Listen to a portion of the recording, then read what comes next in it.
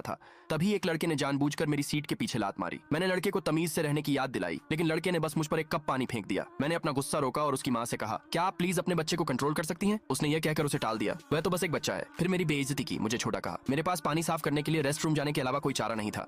हालांकि जब मैं दूर था तो लड़के ने सीधे मेरे लैपटॉप पर पानी डाल दिया। वह जरूरी फाइलें ट्रांसमिट कर रहा था। जब मैंने देखा तो मैं उसे रोकने के लिए दौड़ा, लेकिन फाइलों का कुछ हिस्सा पहले ही खराब हो चुका था। खुशकिस्मती से मैं उन्हें समय पर वापस ले आया, इसलिए कोई बड़ा नुकसान नहीं हुआ। उस समय लड़के की मां ने मुझ पर कंजूस होने का इल्जाम लगाया और गुस्से में मुझसे माफी मांगने को कहा। ट्रेन अटेंडेंट ने तुरंत बीच में आकर बहस रोकी, लेकिन वह औरत फिर भी जोर दे रही थी कि मैं तुरंत माफी मांगूं। हमारे आसपास के पैसेंजर मां और बेटे की बुराई करने लगे। उन्होंने न सिर्फ अपनी गलती मानने से मना कर दिया, बल्कि दूसरे पैसेंजर्स की बेइज्जती भी करने लगे। मामला बढ़ता देख कंडक्टर ने फिर से बीच बचाव किया। मैं उनसे और बहस नहीं करना चाहता था, इसलिए मैंने परिवार के साथ सीट बदलने का ऑफर दिया, लेकिन उसने मना कर दिया और यह भी कहा कि वह जानबूझकर मेरे पीछे बैठेगी और मेरी सीट पर लात मारेगी। मैं उन दोनों को और बर्दाश्त नहीं कर सका, इसलिए मैंने अपने सुपरवाइजर को फोन करके मुझे लेने के लिए हेलीकॉप्टर का इंतजाम करने को कहा। इससे वह औरत मेरा और मजाक उड़ाने लगी और उलझना नहीं चाहता था, इसलिए मैंने अगले स्टॉप पर उतरने के लिए पैकिंग शुरू कर दी। तभी उस लड़के ने अचानक मेरा लैपटॉप छीन लिया। घबराकर मैंने उससे लैपटॉप वापस करने की गुजारिश की। वो गेम खेलने के लिए उस पर जोर दे रहा था। मैंने कंप्यूटर के बदले स्नैक्स ऑफर किए, लेकिन उसकी मां ने बेरुखी से कहा, तुम्हें गर्व महसूस करना चाहिए कि मेरा बेटा तुम्हारा लैपटॉप इस्तेमाल करना चाहता है। मैंने समझाया कि जो फाइलें ट्रांसमिट की जा रही हैं